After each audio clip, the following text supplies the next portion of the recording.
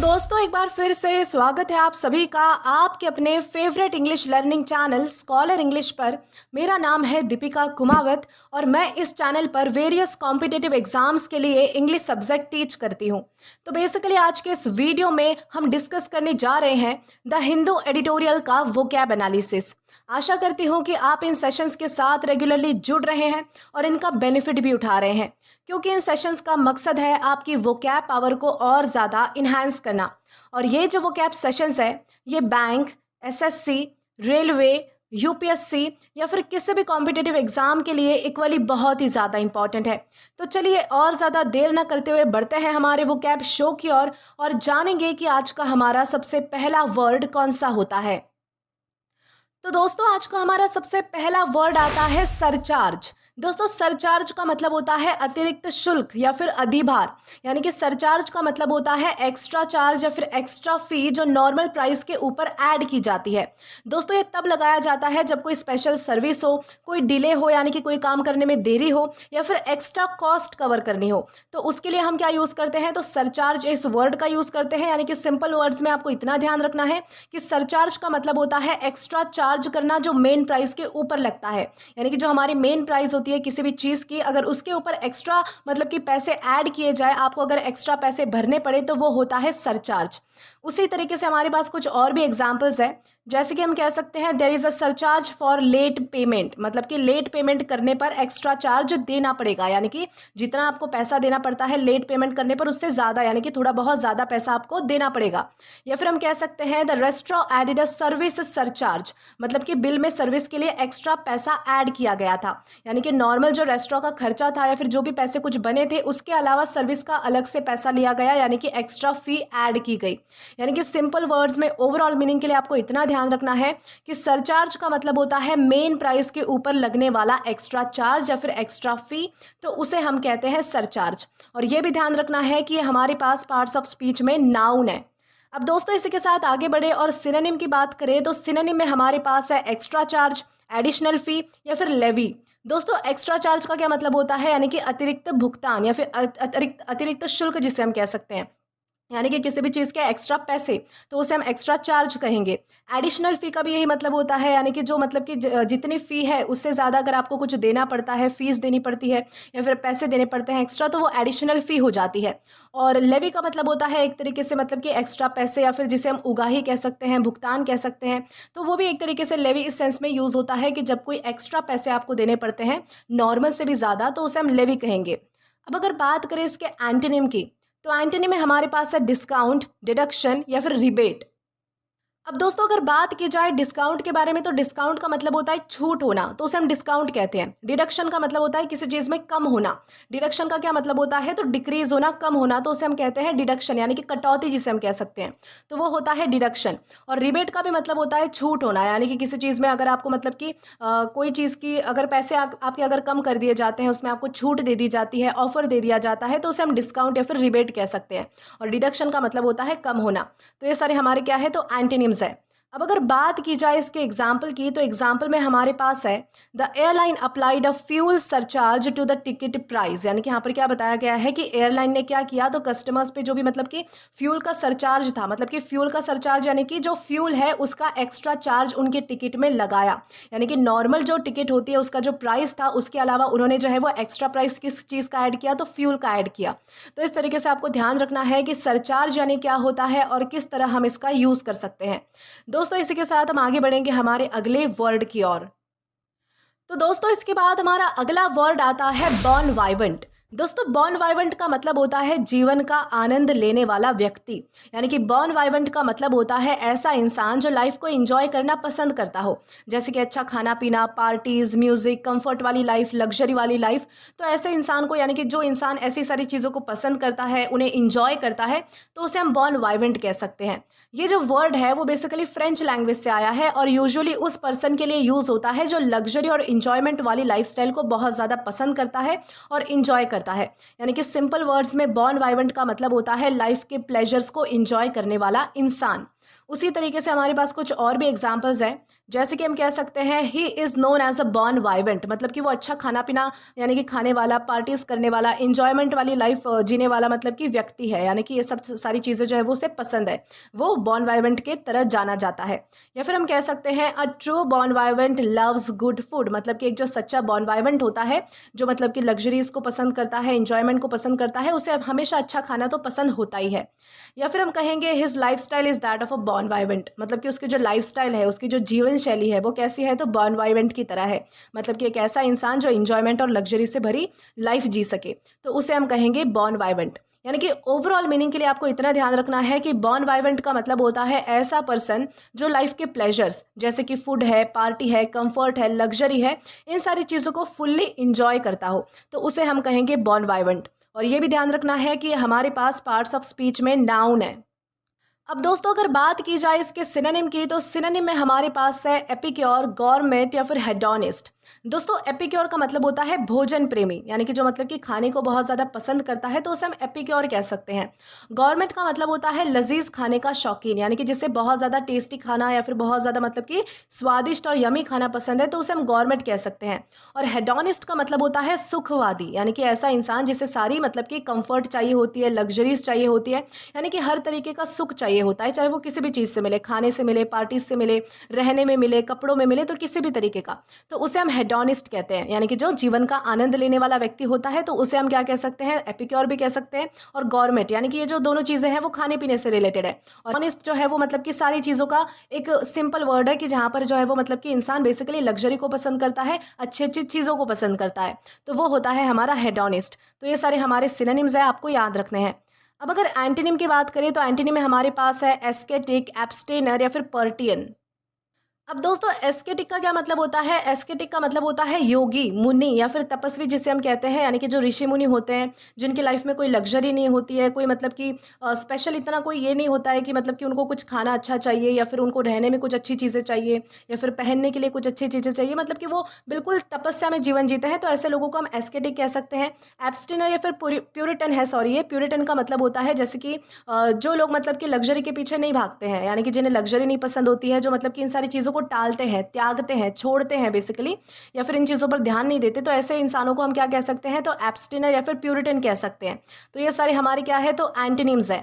अब अगर बात की जाए इसके एग्जाम्पल की, तो एग्जाम्पल में हमारे पास है he was known as a bon vivant, loved fine dining and lively parties.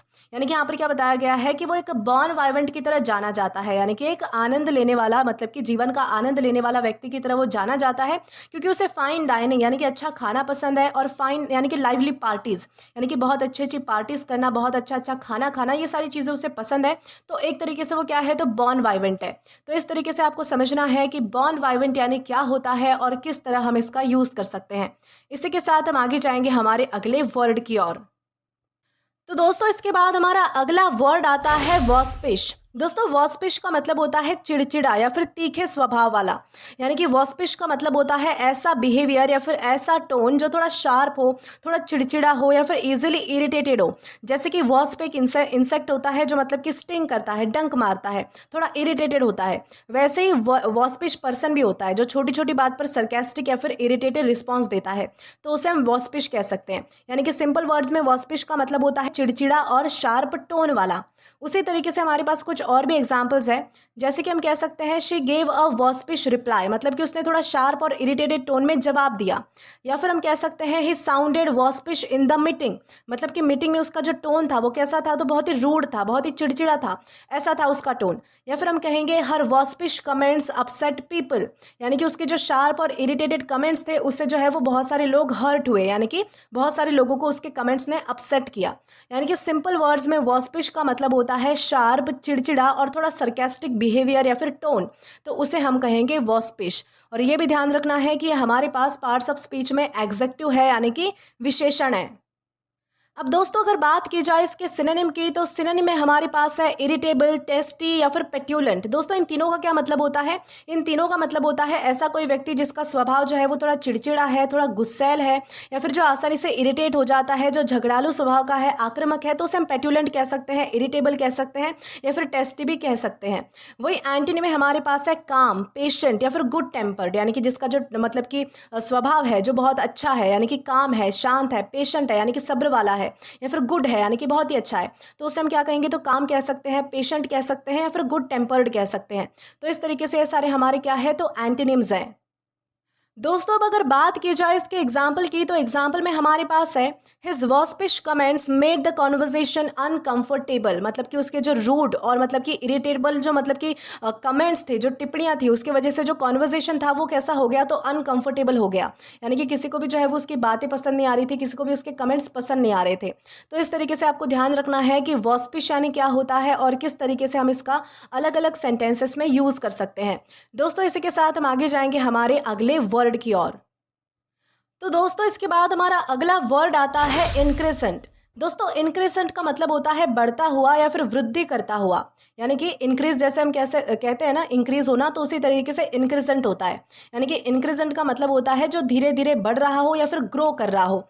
ये जो वर्ड है वो किसी किसी प्रोसेस के लिए यूज़ हो सकता है, किसी फीलिंग के लिए यूज़ हो सकता है जो बढ़ती है, किसी साउंड या फिर नॉइस के लिए यूज़ हो सकता है, एक्टिविटी के लिए ग्रेजुअली मतलब कि इंक्रीज होने के सेंस में यूज़ हो सकता है।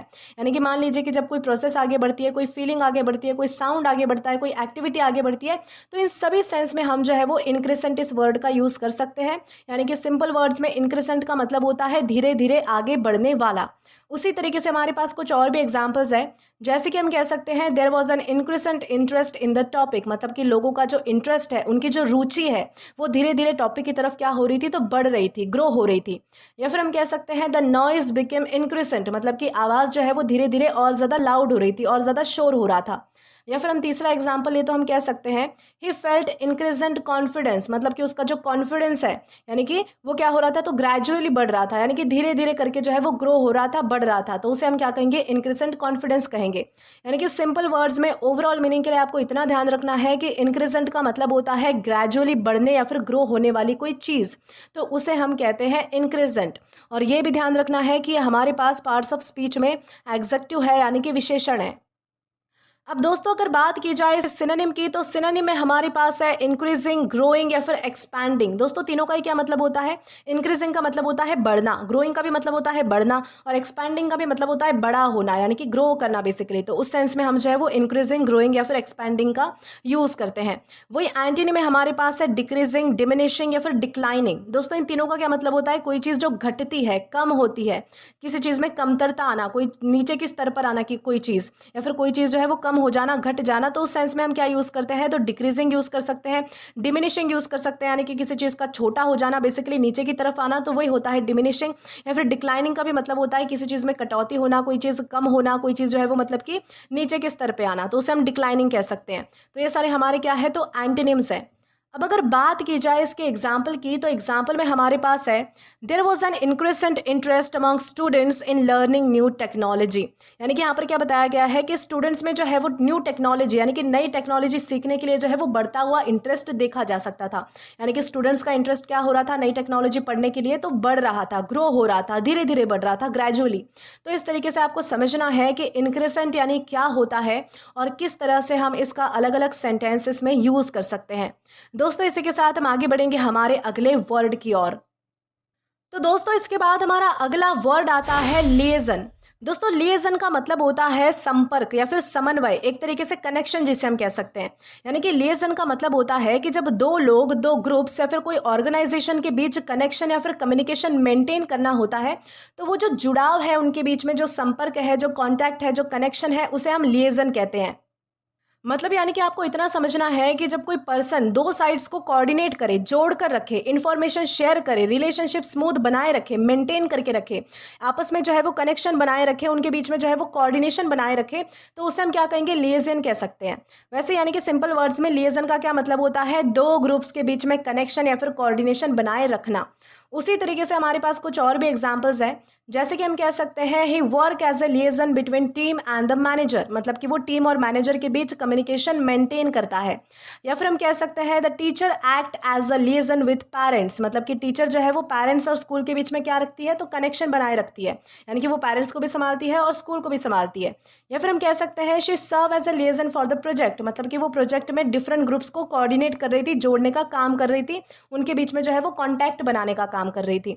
यानी कि सिंपल वर्ड्स में ओवरऑल मीनिंग के लिए आपको इतना ध्यान रखना है कि लिएजन का मतलब होता है दो लोग या फिर ग्रुप्स के बीच में कम्युनिकेशन या फिर कोऑर्डिनेशन, यानी कि एक तरीके से कनेक्शन या फिर जुड़ाव बनाए रखना, तो उसे हम कहेंगे लिएजन। और ये भी ध्यान रखना है कि हमारे पास पार्ट्स ऑफ स्पीच में नाउन है। अब दोस्तों अगर बात की जाए इसके सिनोनिम की, तो सिनोनिम में हमारे पास है कनेक्शन, लिंक या फिर कोऑर्डिनेशन। दोस्तों कनेक्शन और लिंक का मतलब होता है एक तरीके से जोड़ के रखना, एक तरीके से जुड़ाव होना, जुड़ना, तो उसे हम क्या कह सकते हैं, कनेक्शन या फिर लिंक कह सकते हैं। कोऑर्डिनेशन का मतलब होता है एक तरीके से समन्वय होना, यानी कि आपसी जो है वो मेल जोल होना, तो उसे हम कोऑर्डिनेशन कह सकते हैं। एंटोनी में हमारे पास है डिसकनेक्शन, सेपरेशन या फिर आइसोलेशन। डिसकनेक्शन का मतलब होता है जो कोई जुड़ी हुई चीज़ है वो टूट जाना, तो उसे हम डिसकनेक्शन कहते हैं। सेपरेशन का मतलब होता है अलग होना, अलगाव होना बेसिकली, यानी कि अलग अलग रहना, तो वो होता है सेपरेशन। और आइसोलेशन का मतलब होता है एक तरीके से अकेले ही अलग रहना, यानी कि वो मतलब कि कोई व्यक्ति है, कुछ भी है, वो अकेला तो है ही लेकिन अलग है, यानी कि सबसे अलग है, तो वो उसे हम कहेंगे आइसोलेशन।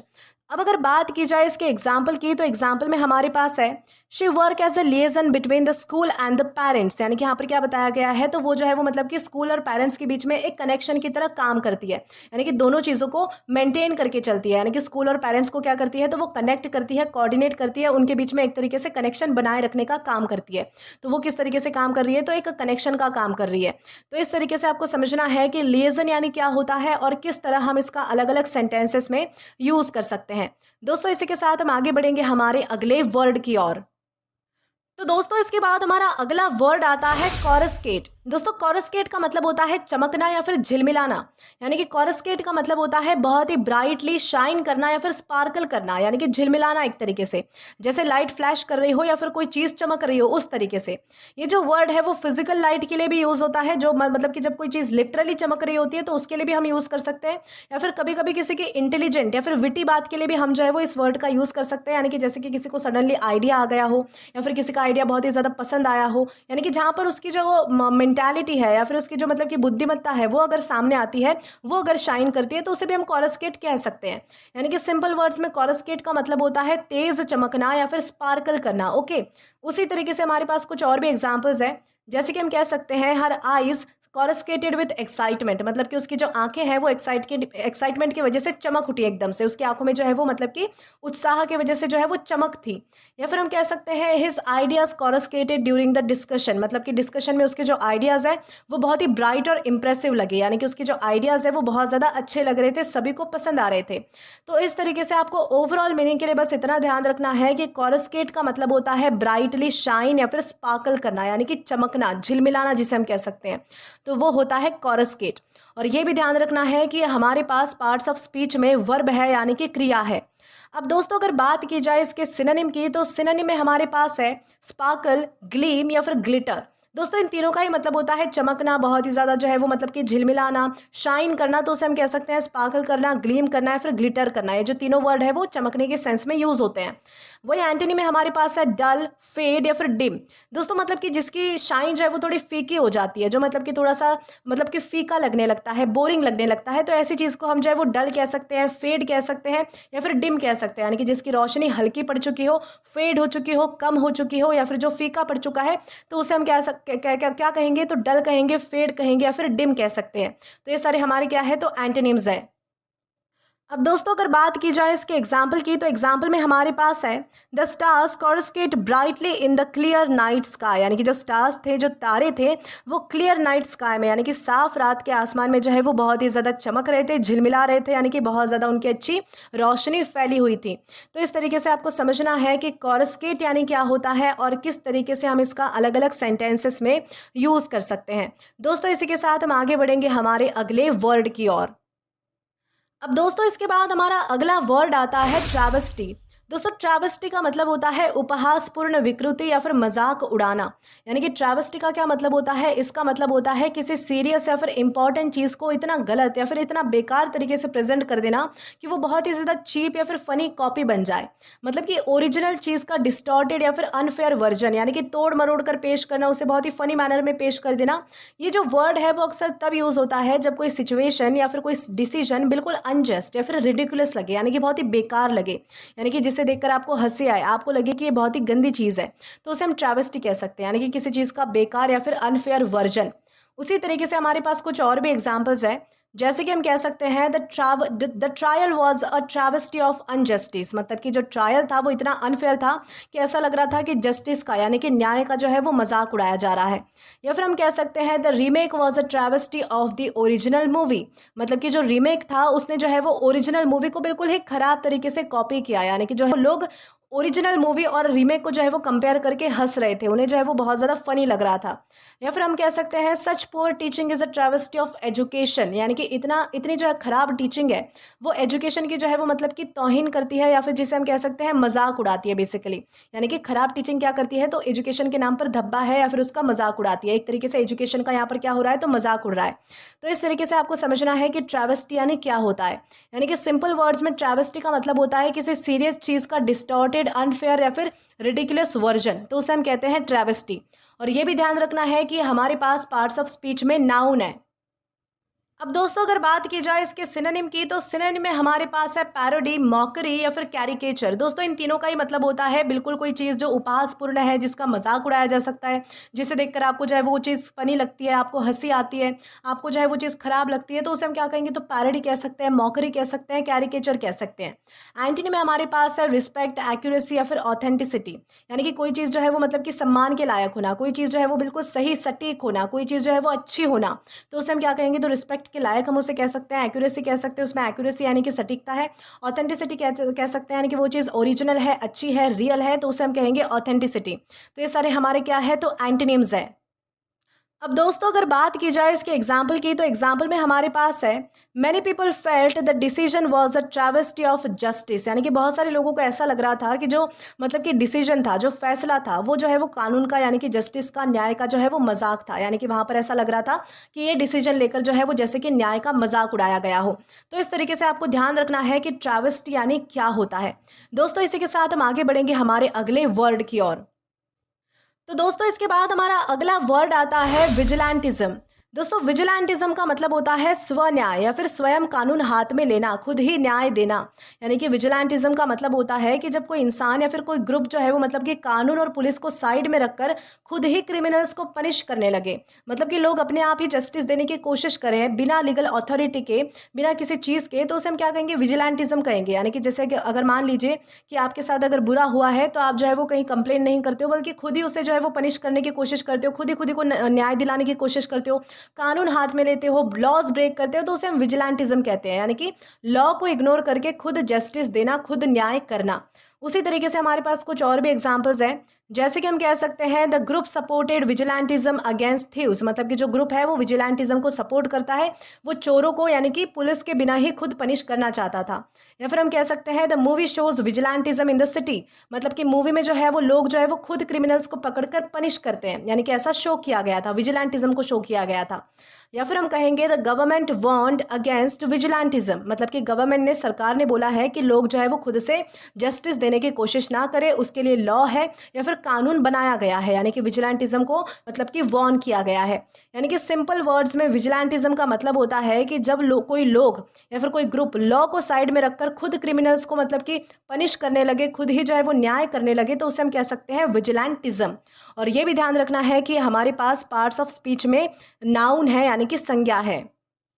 अब दोस्तों अगर बात की जाए इसके सिनोनिम की, तो सिनोनिम में हमारे पास है सेल्फ जस्टिस, रेट्रीब्यूशन या फिर लॉलेसनेस।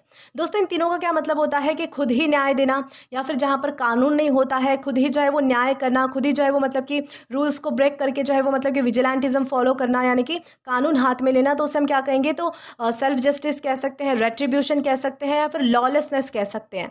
एंटनी में हमारे पास है लॉफुलनेस, जस्टिस या फिर लीगैलिटी। यानी कि यहाँ पर क्या बताया गया है, जहाँ पर कानून है, जहाँ पर न्याय है, जहाँ पर लीगल चीज़ें हैं, जहाँ पर कोई भी मतलब कि रूल्स को ब्रेक नहीं करता है, अपने मन से कोई कुछ नहीं कर सकता है, तो वहाँ पर होता है लॉफुलनेस, जस्टिस या फिर लीगैलिटी। तो ये हमारे क्या है, तो एंटोनिम्स हैं। अब दोस्तों अगर बात की जाए इसके एग्जाम्पल की, तो एग्जाम्पल में हमारे पास यहाँ पर बताया गया है, the government warned citizens against vigilantism and urge them to trust the legal system.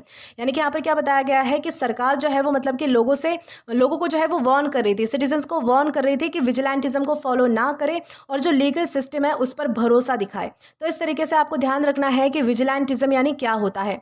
दोस्तों इसी के साथ हम आगे बढ़ेंगे हमारे अगले वर्ड की ओर। तो दोस्तों इसके बाद हमारा अगला वर्ड है स्पेट। दोस्तों स्पेट का मतलब होता है बाढ़, अचानक बहुत अधिक मात्रा। यानी कि स्पेट का मतलब होता है बहुत सारी चीज़ें एकदम से और शॉर्ट टाइम में हो जाना या फिर आ जाना, मतलब सडन इंक्रीज या फिर फ्लड ऑफ समथिंग, यानी कि किसी चीज़ की बाढ़ आ जाना। ये जो है वो न्यूज़ हो सकती है, मैसेजेस हो सकता है, प्रॉब्लम्स हो सकते हैं, इवेंट्स वगैरह, इन सब के लिए यूज़ होता है बेसिकली। तो उसे हम कहेंगे स्पेट। यानी कि स्पेट का मतलब होता है एकदम से बहुत ज़्यादा क्वांटिटी में कोई चीज़ होना। उसी तरीके से हमारे पास कुछ और भी एग्जांपल्स हैं, जैसे कि हम कह सकते हैं there was a spate of messages after the result, मतलब कि रिजल्ट के बाद जो है वो एकदम से बहुत सारे मैसेजेस मेरे फ़ोन में आने लगे। या फिर हम कह सकते हैं a spate of robberies shock the city, मतलब कि लगातार शॉर्ट टाइम में एक के बाद जो है वो सिटी में रॉबरीज हो रही थी और इस चीज़ ने जो है वो सबको शॉक करके रख दिया था। या फिर हम कहेंगे he receive a spate of calls in the morning, मतलब कि सुबह एकदम से बहुत सारे कॉल्स उसे आते हैं। यानी कि सिंपल वर्ड्स में आपको इतना ध्यान रखना है कि स्पेट का मतलब होता है शॉर्ट टाइम में एकदम से बहुत ज़्यादा चीज़ें होना या फिर बहुत सारी चीज़ें फेस करना, तो उसे हम कहेंगे स्पेट। और ये भी ध्यान रखना है कि हमारे पास पार्ट्स ऑफ स्पीच में नाउन है। अब दोस्तों अगर बात की जाए इसके सिनोनिम की, तो सिनोनिम में हमारे पास है सर्ज, फ्लड या फिर आउटपोरिंग। दोस्तों इन तीनों का मतलब होता है किसी चीज़ की बाढ़ आना, कोई चीज़ अधिक मात्रा में होना, कोई चीज़ जो है वो मतलब कि बहुत ज़्यादा पैमाने में होना, तो उसे हम सर्ज कह सकते हैं, फ्लड कह सकते हैं या फिर आउटपोरिंग भी कह सकते हैं। एंटोनिम में हमारे पास है ड्रॉट, स्कार्सिटी या फिर शॉर्टेज। ड्रॉट का मतलब होता है सूखा पड़ना, स्कार्सिटी या फिर शॉर्टेज का मतलब होता है किसी चीज़ की कमतरता होना, कोई चीज़ कम होना, किसी चीज़ में कमी होना, तो उसे हम क्या कहेंगे, ड्रॉट, स्कार्सिटी या फिर हम शॉर्टेज कह सकते हैं। अब दोस्तों अगर बात की जाए इसके एग्जाम्पल के बारे में, तो एग्जाम्पल में हमारे पास है there was a spate of new movies released during the festival season. यानी कि यहाँ पर क्या बताया गया है कि फेस्टिवल सीजन के दौरान जो है वो नई मूवीज़ की जैसे बाढ़ आ गई थी, यानी कि बहुत सारी मूवीज़ जो है वो एक साथ जो है वो रिलीज़ हो रही थी। तो इस तरीके से आपको ध्यान रखना है कि स्पेट यानी क्या होता है और किस तरीके से हम इसका अलग अलग सेंटेंसेस में यूज़ कर सकते हैं। दोस्तों इसी के साथ हम आगे बढ़ेंगे आज के हमारे लास्ट वर्ड की ओर और जानेंगे कि वो वर्ड हमारा कौन सा होता है। तो दोस्तों इसके बाद हमारा आज का आखिरी वर्ड आता है प्यूनिटिव। दोस्तों प्यूनिटिव का मतलब होता है यानी कि मतलब कि दंडात्मक या फिर सज़ा देने वाला। यानी कि प्यूनिटिव का मतलब होता है पनिशमेंट देने के पर्पस से किया गया कोई एक्शन, मतलब कोई रूल, कोई फाइन या फिर मेजर जो मेनली किसी गलती या फिर क्राइम के सज़ा देने के लिए होता है, ना ही उसे करेक्ट करने के लिए। यानी कि प्यूनिटिव का क्या मतलब होता है, पनिशमेंट देने के लिए बनाया। एग्जाम्पल्स है जैसे कि हम कह सकते हैं the school took punitive action against cheating, मतलब कि चीटिंग के लिए जो है वो मतलब कि स्कूल ने क्या किया, तो पनिशमेंट देना स्टार्ट किया। या फिर हम कह सकते हैं द इम्पोज, मतलब कि कंपनी ने गलती के लिए जो है वो हैवी फाइन्स लगाए। यानी कि सिंपल वर्ड्स में ओवरऑल मीनिंग के लिए आपको इतना ध्यान रखना है कि प्यूनिटिव का मतलब होता है कि ऐसा एक्शन या फिर रूल जो पनिशमेंट देने के पर्पज से लिया गया हो, तो उसे हम कहेंगे प्यूनिटिव। और ये भी ध्यान रखना है कि हमारे पास पार्ट्स ऑफ स्पीच में एग्जेक्टिव है, यानी कि विशेषण है। अब दोस्तों अगर बात की जाए इसके सिनोनिम की, तो सिनोनिम में हमारे पास है पेनाल, डिसिप्लिनरी या फिर करेक्टिव। दोस्तों पेनाल का मतलब होता है पेनाल्टी, यानी कि जैसे दंडात्मक जिसे हम कह सकते हैं पनिशमेंट से रिलेटेड, तो वो होता है पेनाल। डिसिप्लिनरी का मतलब होता है कि एक तरीके से जो है वो मतलब कि पनिशमेंट देके किसी में शिष्टाचार लाने की कोशिश करना, डिसिप्लिन लाने की कोशिश करना। करेक्टिव का भी यही मतलब होता है कि पनिशमेंट देके किसी को सुधारने की कोशिश करना ताकि वो आगे से ऐसी गलती रिपीट ना करे। एंटोनिम में हमारे पास है लेनिएंट, फॉरगिविंग या फिर मर्सीफुल, यानी कि जो मतलब कि दया दिखाता है, माफ़ करता है, जो मतलब कि बहुत ही अच्छा स्वभाव वाला है, जिसका दिल बहुत बड़ा है, तो ऐसे इंसान को हम लेनिएंट कह सकते हैं। फॉरगिविंग माफ़ करने वाला कह सकते हैं, मर्सीफुल यानी कि दयावान कह सकते हैं। तो ये सारे हमारे क्या है, तो एंटोनिम्स है।